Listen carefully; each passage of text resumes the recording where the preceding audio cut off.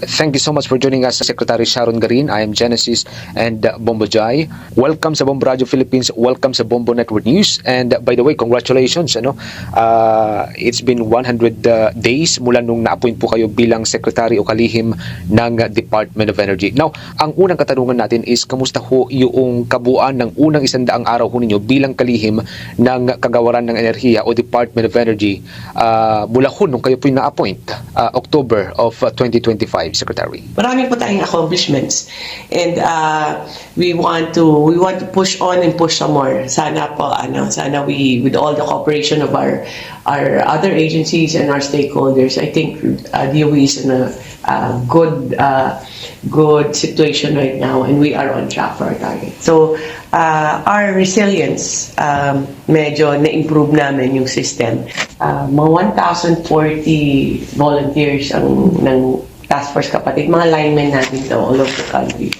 And then, as per electrification, umabot tayo ng 95.8%. This is an improvement, and then hopefully by this year, kasi we managed also last year sa budget na to increase the electrification budget. So hopefully we will have more and increase the 95.8 closer to 100 na sana. Other than that, on the investment side, we have 9 new contracts for exploration, meaning magdidrill ka and we can get oil or petroleum. But out of the 9, meron tayong mga contracts na bagong-bago. First time in the world, not only in the country, na hydrogen exploration. So hydrogen is also another clean type of energy. First time yan sa buong mundo na merong contract na ganyan. So hopefully this will result to better energy stability in the Philippines and become the center of hydrogen exploration ang Philippines. As to investments, sobrang dami ng investments natin, 1.46 trillion. Lumagpas sa billion is 1.46 trillion, resulting to 119,000 unemployment.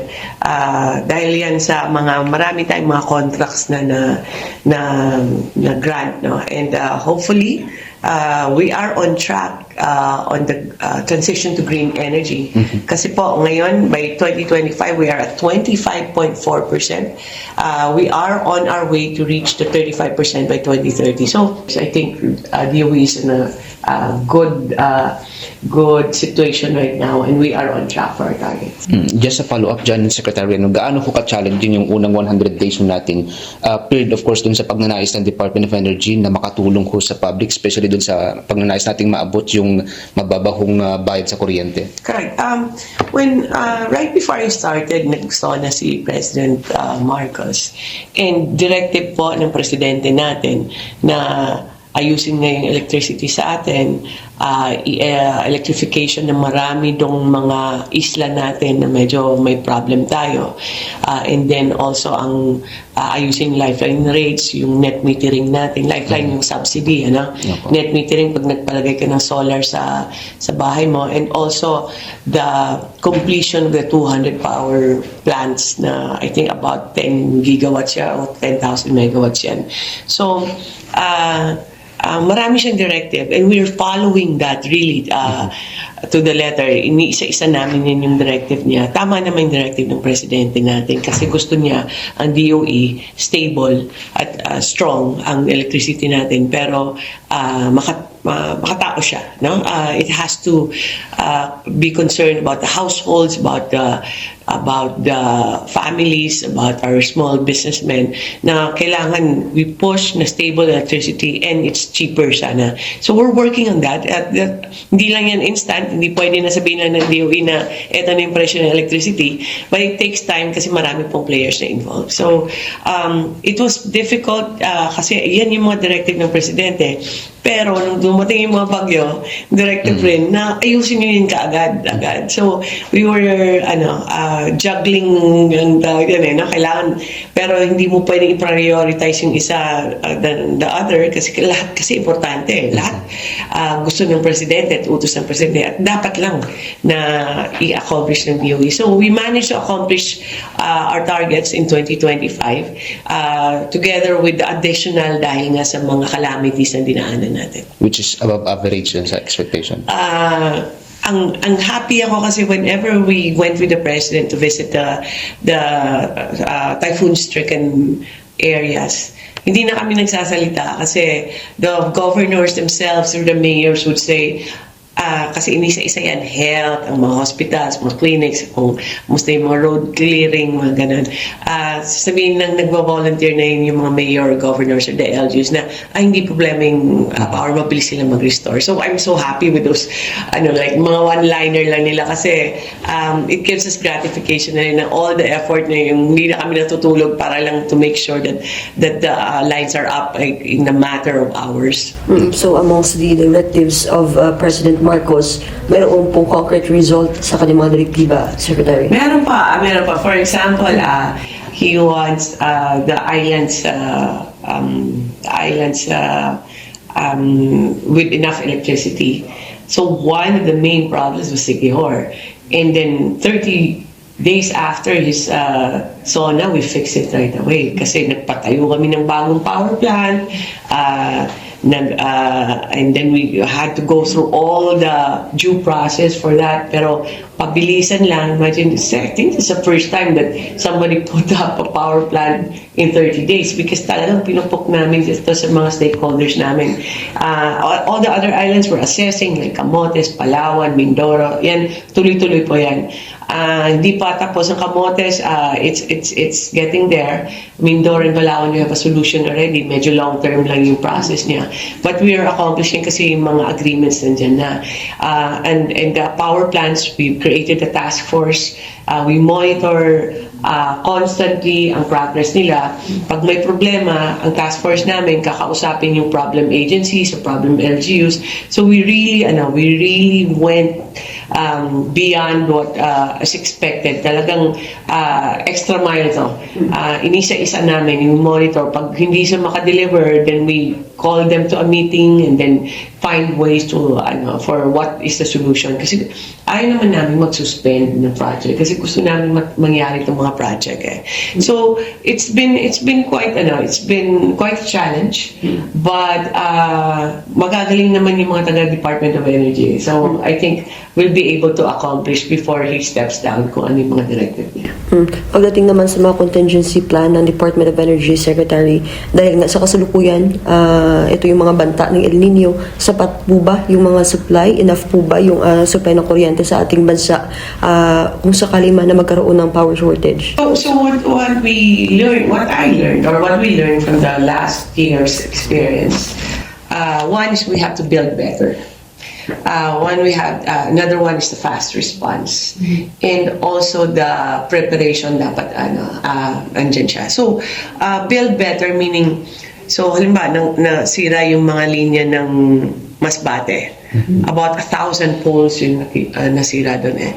So, medyo natagalan siya ng konti. Not because it was, because of the pace of our volunteers, but because we relocated some, kasi malayo sa kalye, mahirap hindi makapunta yung mga boom trucks natin. So, and dapat malapit siya sa road para mabilis siya i-fix. And we also put stronger poles. Iba kasi kahoy. Ngayon dapat yan bakal na siya eh. So, we build better. Para pagka next typhoon, minimal na yung damage. Another one is the fast response. NEA, to their credit, has organized very well not only the people that will volunteer, meron silang organization, and then but also yung supplies na kailangan nila. So na-organize ng maayos yan, kaya mabilis na. Logistics, we have the help of DILG or any of our uniformed personnel para makatulong. In fact, we get the help of LGUs also para hindi sila ma-delay sa traffic, no? Including MMDA, they help us also kung galing galing Luzon, papunta Masbate sila. And the last one is the preparation. Now we're reorganizing our task force for emergency response. We're putting up more command centers for DOE. Dapat meron sa Luzon, Visayas, Mindanao. Ngayon kasi dito lang, we're trying to do digitalization and automation of everything else para pwede mo na i-predict kung ano yung damage, gaano kalakas. And then also we're trying to have more contingency plans as to the power side or the generation side. So deployment of gensets or mobile energy systems. So yan po ayusin namin before the next season comes. So talagang kailangan you learn from your experience talaga dito sa trabaho na to. And just a follow-up dyan, Secretary, lahat ng yun, learning from experience within the first 100 days yes. lang ninyo. Yes, kasi ang first 100 days, 60 days doon, puro bagyo lang. kaya talagang hirap-hirap nun kasi we had to travel there and check what is the situation. And of course, we had to be there to assure the public that we are working on it. But yes, ang advantage ko rin, because I work with Secretary Popo, is also Ilonggo, he's from Antique. I learned so much from him. Talagang dami natutunan ko kay Secretary Popo Lotilla, who's from Sibalom, Antique, malapit yan sa amin. Not only on the legal, but on the management and on the issues, how to handle issues. So I learned from him. So when I was appointed mid-term as secretary, dala-dala ko na yung knowledge na nakuha kay Secretary Popo, and then also the experience. So unlike others na bago lang pag-appoint pa lang tsaka na lang sila papasok sa agency, I was already here 3 years. So it was not as difficult, I think, had I been a newcomer in DOE. So marami ako natutunan na talaga sa 3 years ko. Okay, so usapin naman ng Renewable Energy Secretary, kasi kilala po kayo bilang isa sa matibay na taga-suporta nitong Renewable Energy. Sa ngayon, nasaan na po ba yung Pilipinas? Ano na po ba yung status ng Pilipinas sa paglipat po na patungo to sa Renewable Energy? For renewable energy, hindi tayo nagkukulang. For investors, hindi tayo nagkukulang. So, renewable energy, ang mandate ng President, always for SONA pa lang, reach 35% of our renewable energy by 2030. Okay, so, nung nagsasalita yung si President, it was around 2022. Ngayon po, I'm happy to say that it's beyond, lumagpas na tayo sa 25%. It takes a while. No? It takes a while kasi you have to build the power plants. Kung solar lang, 1 year, mabibuild mo. Wind, it takes about 4 years, 5 years. Hydro, 10 to 15 years. So, kailangan planning. Kailangan yan long-term plan ang ginagawa. You cannot just have solar all the time kasi pag walang araw, wala kaming solar power. So, we've been pushing and pushing, and lucky enough, Philippines is the most attractive, second most attractive investment destination worldwide for renewable energy projects. Kaya very popular tayo. Ibig sabihin, marami pong pupunta dito at gusto mag-invest ng mga dayuhan na foreign investors. So, as to investment and capitalization, I don't think we are funding, we don't have a problem with that now. Ang kailangan is, so ang nangyari, marami tayong na-approve na projects, and we have about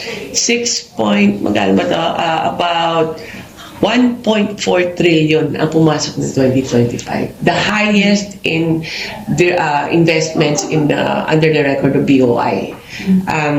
That's about 85% of all the investments sa buong bansa. Puro renewable energy lang. What does it mean? We have good policies. We are an attractive investment destination kasi maayos yung pag-manage ng bansa natin, ng administration, yung policies ng DOE, clear and very supportive of the investments. Tsaka yung environment in total. No? Tsaka, I guess that's also the commercial side, pero hindi na namin control yan. But that means that we have done well in attracting more investors. Yung ibang sector, nahihirapan kami, pinipigilan na namin. So, with the help of our stakeholders, kasi sila itong nag-i-invest, hindi gobyerno sa renewable. We are on track. And right now, we are weeding out those contractors or investors na hindi namin maasahan kasi gusto namin yung mga investors ang sumaling sa DOE na yung maasahan at really serious investors that want their projects to be finished. Actually, ang next question sana namin, Secretary, is that, ano yung pinakamalaking balakid? Ano, is it yung infrastructure or yung policy ho natin, nababanggit na ninyo kanina, or yung pamumuhunan? Pero nababanggit na ninyo na walang problema sa mga ito. There are problems still. I'm not going to sugarcoat that. May problems pa tayo on the as far as DOE is concerned, on the permitting side.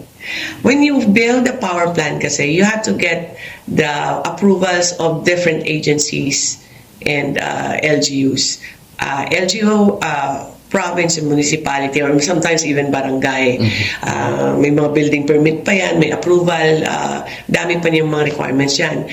You have to have clearance on the environmental impact from DNR, ECC, ANDAR kung conversion ang kailangan mo, ERC, dami niyan. So, previous to this year, ang average yun is about 5 years to get the permits, 5 years to get the permits, and 1 year to construct. So, gumawa kami ng task force niyan to diagnose where are the pain points, no? So, isang solution doon, huwag maghintayan. Pwede naman sabay-sabay lahat ng application. Simultaneous application, imbes na, ang tawag dito, sequential. So, yun po yung isa sa major hurdle of an investment in renewable. Ang dami pong permits na kailangan. Well, dapat lang naman may permit kasi baka naman hindi maganda para sa environment natin or baka makain nila lahat ng mga agricultural lands natin. So, for a threat to food security. So we're trying to do that. We're going LGU to LGU, have a dialogue with them para ma-address yung problems, and we also meet the different agencies. So it takes time kasi we need changes in policies, but we're working on that. As a follow-up lamang, Secretary, kasi dyan sa Norte, ang isa sa mga problema dati is yung mga FPIC. May mga kumukontra ng mga IPs doon sa mga project ng DOE. Hindi naman natin naging problema ngayon ito, Secretary. Some are still an issue, some are hindi naman issue, but one is we've been talking to NCIP. NCIP has shortened their process. Dati kasi taon-taon yan. Ngayon, 100 days na lang yata or even less. Automated na siya yung application. And then, kung talaga naman may issue na hindi talagang may tama naman yung claims ng mga IP communities natin, then dapat lang naman hindi maibigay yung ano. But so, as far as DOE is concerned, what we wanted was a faster resolution of the applications. Hindi, ayaw na namin pakialaman yung merits of the case kasi sila na yung magde-decide. Pero pag i-deny mo or i-approve mo, kailangan mabilis. Yun lang yung ginawa namin. Maliban sa ilang mga areas, Secretary, actually sa buong bansa, yung isa sa pinakamalaking tanong ng mga Pinoy, kailan po ba mararamdaman na mababa yung pagsingil ng kuryente dahil sa renewable energy? Renewable energy, well, let's say transition is not cheap. Hindi cheap yung transition is not does not come, it comes with a cost. Kasi sa tutusin lang, coal is really very, very cheap. Mura yung coal sa lahat compared to it. But it's the dirtiest. So we're transitioning the cheapest. We want to replace it with a more expensive source of power. Pero may paraan yun. May paraan siya. Because you have to have the right mix. Meron pa tayong diesel, meron pa tayong renewable, meron tayong gas. No? So if you find the right mix, bababa yung presyo. That is why we are pushing for more renewables because solar is not expensive, so pwede siyang lumaban dyan sa coal.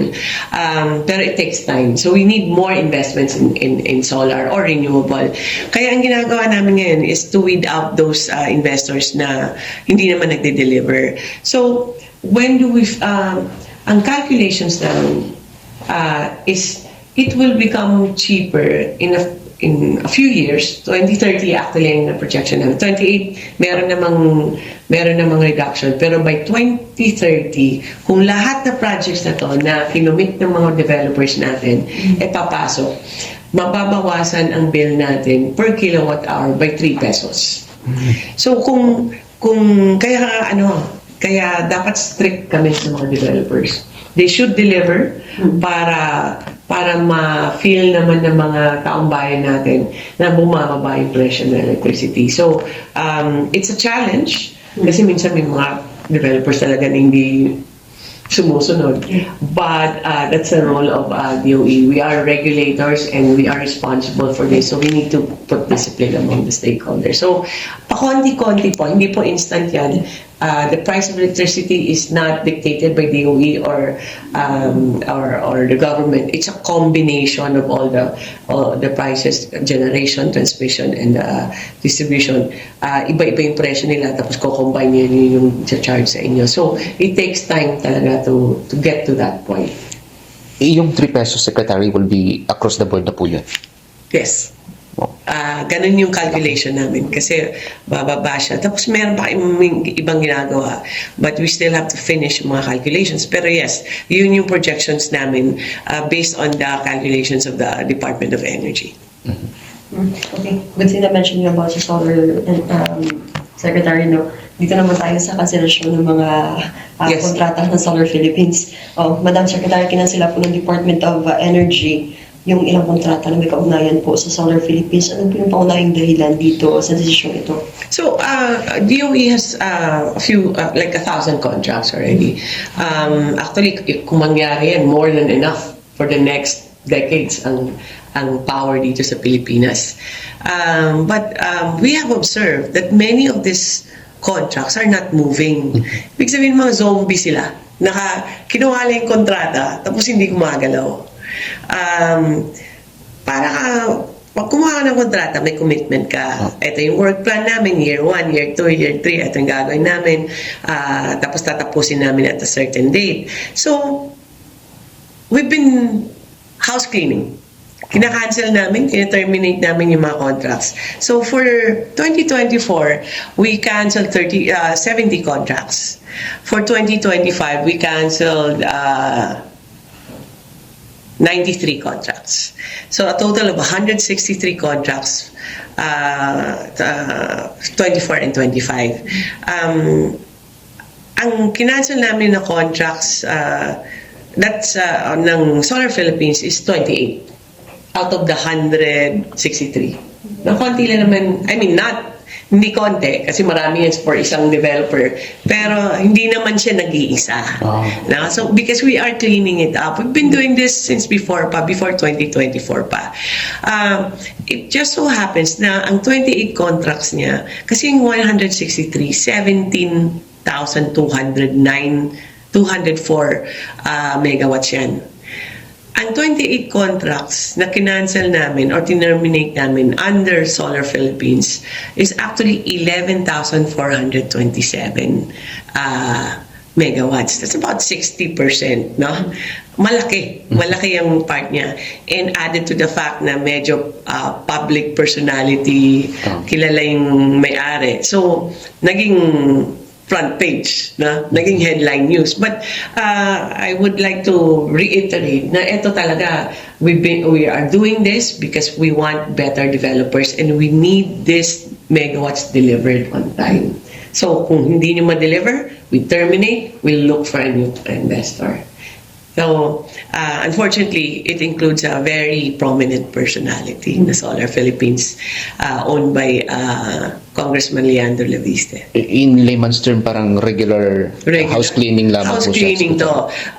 Dahil sa laki ng kinuha nilang kontrata at hindi sila gumawa, kahit permit na lang sana ng LGU, hindi namin nakita.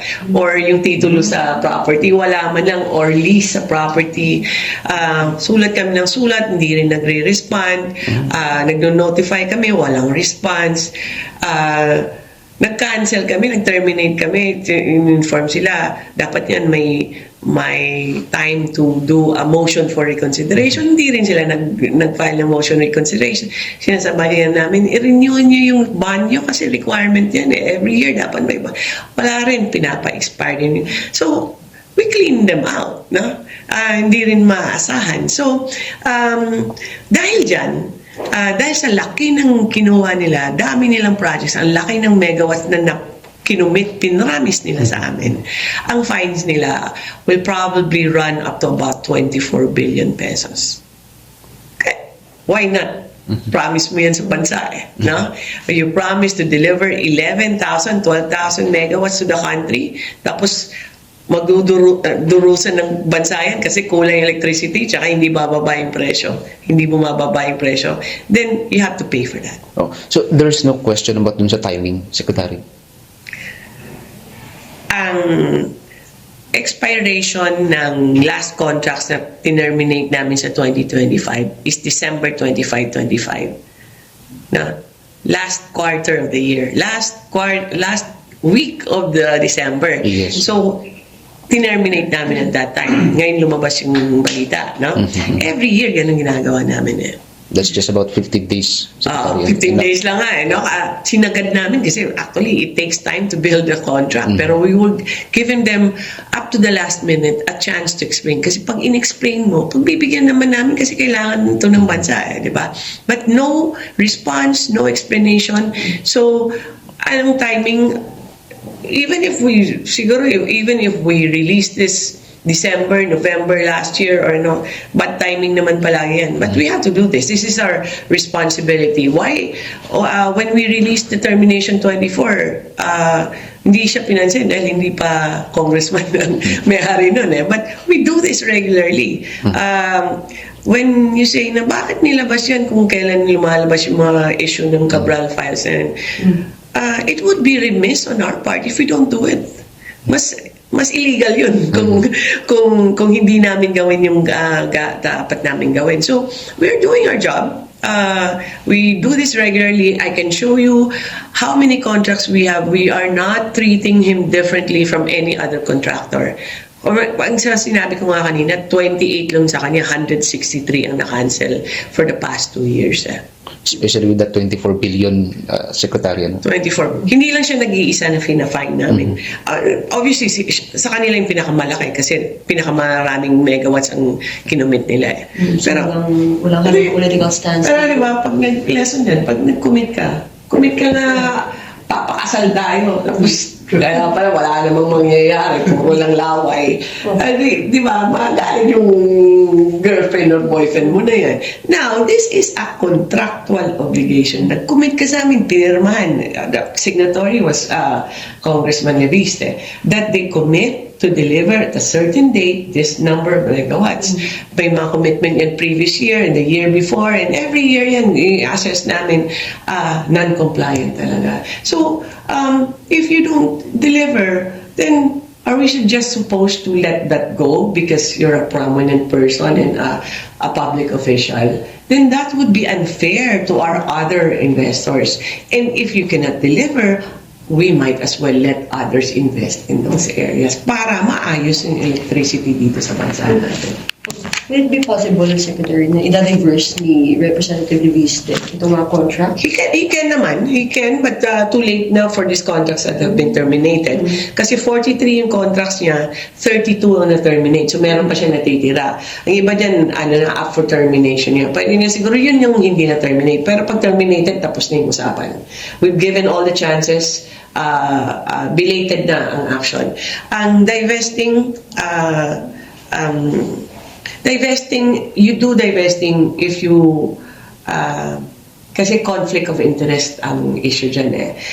You divest as a public official from any transactions with the government, contracts, franchise, kung papasok ka as public official. Pag may hawak ang franchise, dapat hindi ka member of Congress. So, yun. Di ba? Pag may hawak ang kontrata with the government, kasi may contract yan sila eh. Now, we will pay them for the next 20 years for the electricity that they produce. Dapat hindi ka part ng gobyerno kasi conflict eh. No? Baka ma-influence mo yung DOE. Baka ma-change yung terms because you're a public official. So, when do you divest? Dapat before you become a public official. So, medyo belated na rin siya. No? Medyo late na kasi kailan may election? May 2025. So, but that's not for me to judge. No, it's for the courts or ombudsman or Congress. Okay, may mga magiging epekto po ba dito, Secretary, yung pagkansela or sige, siya na sa yung pag-terminate niyo sa mga kontrata dito sa mga power supply o sa mga renewable energy targets dito sa Alam mo, guys, na-frustrate ako kasi we rely on our investors. No? We really rely na, alam mo, nakaplano yan eh. We have a Philippine energy plan for the next 10, 20 years. And naka-incorporate na yun yung mga commitment. Kasi, I mean, we're trusting our investors and we're hoping na they deliver kasi nag-commit ka eh. Nakasulat yun sa contract natin. So I'm so disappointed and so frustrated with this, not just only with Solar Philippines, but all these investors na yung kumuha lang pala ng kontrata tapos walang gagawin. Tapos iba dyan, naghihintay lang ng highest bidder. No.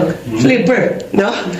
Nangyayari yun, di ba? Yung bibili ka ng bahay, or lote, hihintay ka na mag-build ng mega mall din sa tabi para umakyat na yung presyo tsaka bebenta. Wala kang gagawin, may bakod, hindi mo lalagyan. Di ba? So, yun ang nangyayari sa iba. These are the zombie contracts I'm talking about na kumikita lang dahil may kontrata pero walang ginagawa. That's so unfair. It's like parang minomonetize mo ang privilege or yung kontrata na binigay ng gobyerno sa'yo without doing anything. So, I don't want that kind. It frustrates me kasi projections na namin yan and now we have to recalculate. Gumawa na naman kami ng bagong calculation. It takes a long time to change our assumptions. So, dahil sa mga behavior ng mga ganitong companies, it affects the whole country. Habang sila, happy lang sila makabenta ng kontrata nila. You gain from the sufferings of our people, no? They suffer from high electricity cost, power interruptions, while ikaw, happy ka lang maghintay diyan at upuan ng isang kontrata until somebody buys it at a higher price for you. So we are aware of the situation. We are preparing for what are the alternatives and we do have a plan already. Buti na lang naagapan siya kasi nakita na namin. So we have plans for 2026 on how to cover for the 17,904 megawatts na terminate namin. I am still confident that we will reach our targets by 2030. If you may, Secretary, ano po ba itong mga alternative projects ng Department of Energy? Yes, we have more investors coming in kasi nga nag-auction kami. So we will auction more. The double time namin yan. Makakahabol yan kasi bago yung technology ngayon. They can build in 6 months to 1 year. And then we will have other baseload capacity kasi may mga gas na tayo ngayon. So we're hoping that more investors will come in for that. And yung isa sa mga major problems ko is Visayas. Affected yun. Actually, Solar Philippines was supposed to deliver 900 megawatts in Ormoc area. And now it won't happen. Dapat nakadeliver na yun by 2025, December. So we have to make up for it. So kailangan hanapan ng mga bagong investors ang mga areas na tinerminate namin yung contract. So, is it difficult to find investors for this? No. Everybody wants to invest in the Philippines and renewable energy. So, we just need to inform our investors that these areas are open and I think they will come. So, more auctions, more opening of areas, and a proper energy mix. Tsaka, remind ko lang mga taga-Visayas, let's try to be efficient in our energy use. Mag-save tayo ng konti kasi hindi lang yan makakatulong sa bahay ninyo, kundi makakatulong yan sa buong bansa para hindi tayo magkulang ng electricity. Okay. And sorry, Madam Secretary, ano po yung inyong mensahe sa publiko na patuloy po na nabibigatan po sa mataas na singil sa kuryente? We are working hard. We are committed to have a Department of Energy under my term. That we have a DOE that's very responsive, makatao siya, responsive in a sense na we think about the situation of each and every household. at matatag siya. No? We have to have a strong DOE. We need discipline among our stakeholders. Kaya ito, first act ko for this year, no? After completing my 100, dapat we need to make sure that the deliverables of everybody who makes a business out of energy are delivered. And then we make sure that tama yung mga dinideliver, meaning we have to have a plan on how to make sure that walang interruption. So, kung oil company ka or power plant ka for that matter, dapat reliable ka. So, we're trying to fix all that.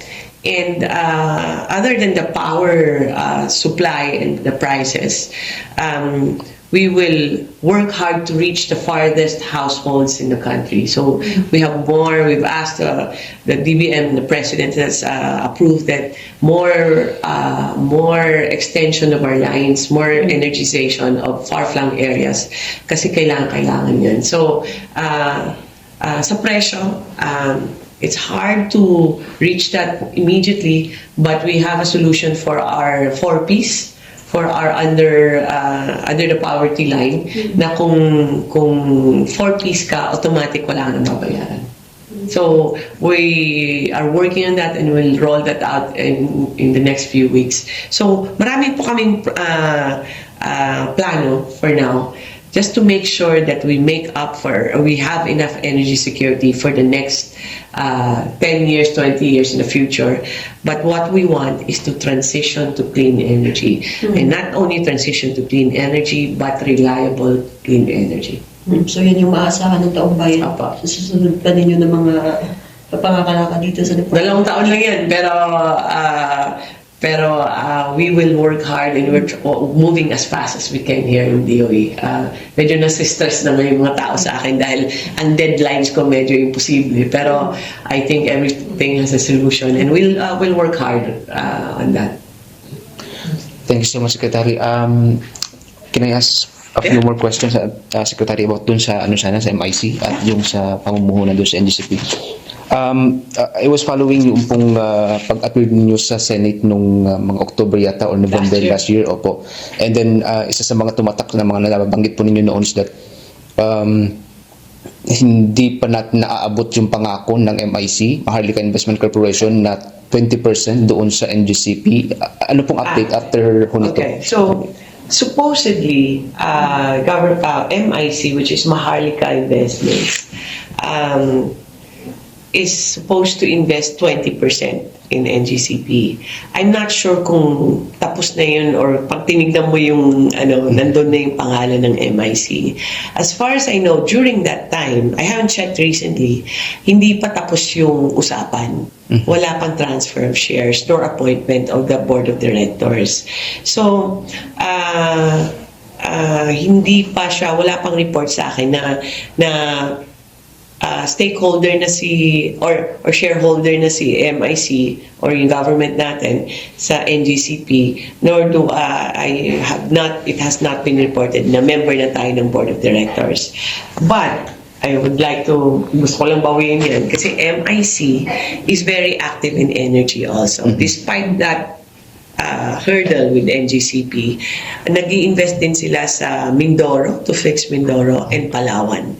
Inaayos po natin yung linya sa Mindoro. They have entered, during my time na rin, they have entered into MOA or Memorandum of Agreement with Transco to fix Occidental and Oriental Mindoro to make one grid there, and then Palawan to make 3 loops there.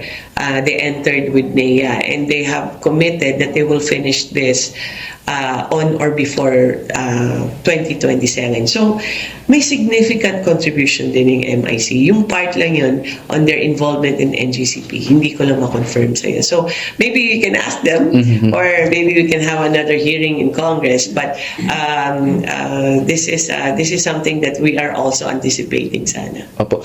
As to dun sa hearing na napabanggit niyo, Secretary, kasi isang taon na, January of 2025 nung nagkaroon ng issue or pumutok yung issue about sa NGCP at yun nga, nalaman ng public 40% doon ay pag-aari ng Chinese-based company. So ang target noon is that yung 20% doon sa 40% will be at least taken by MIC. Wala naman tayong nakikitang problema so far doon sa operasyon ng NGCP after nung isang taon after nung hearing. No, I work with them. I worked with NGCP for so long since I became USEC and the secretary eventually. There are many delays pa rin. There are many issues that I hope that it will improve with NGCP. The delays in the projects, marami tayong power plants na tapos na at hindi pa rin connected. Marami tayong projects na dapat nandiyan na, like the Luzon Loop, the improvements of the Visayas interconnection. So marami pa siyang, let's say, pagkukulang. We can only do so much as DOE, as all of the agencies.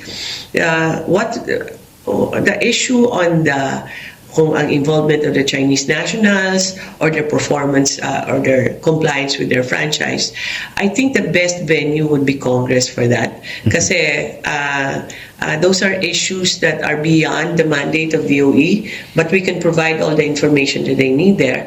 Pero kailangan siguro, I would rather na i-review ng Kongreso natin ang performance ng ang compliance ng NGCP sa franchise nila at sa concession agreement nila.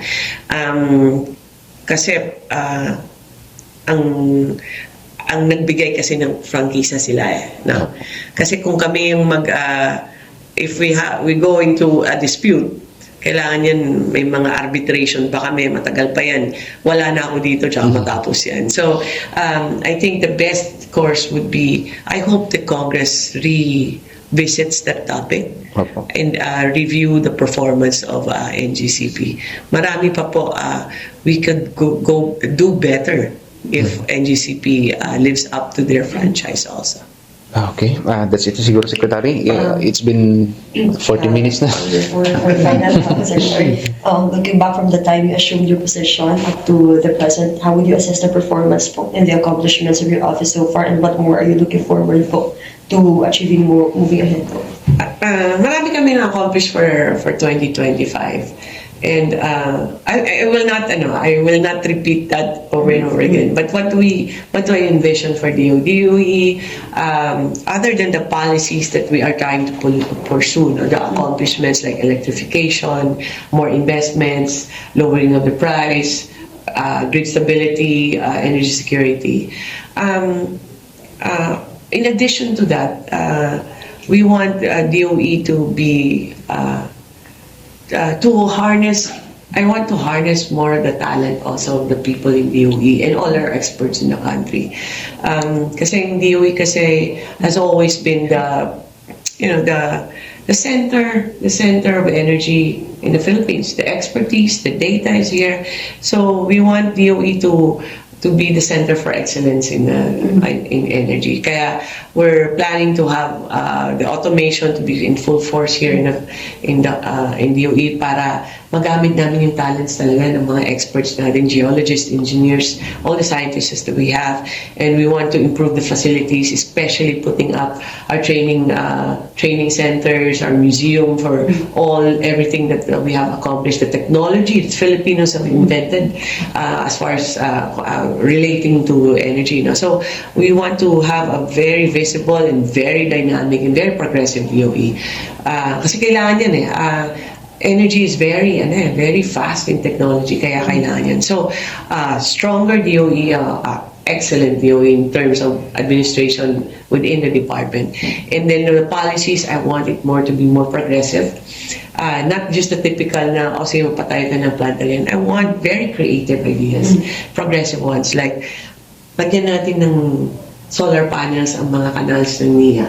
Diba? Or, pag nagpatayo kayo ng solar farms, lagyan nyo naman ng space niya sa ilalim para makatanim tayo ng mga vegetables or any crops. No? So I want ideas like that, and we'll do that in the next 3 years. So we are creating those.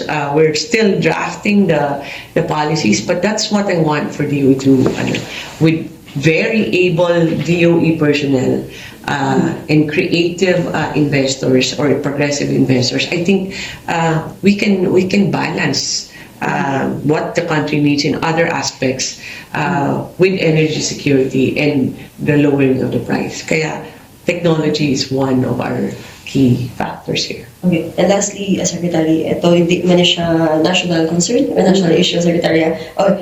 Maybe siguro sa ating local, very sensible matter ito. January 22, also known as the Oka Garin Day.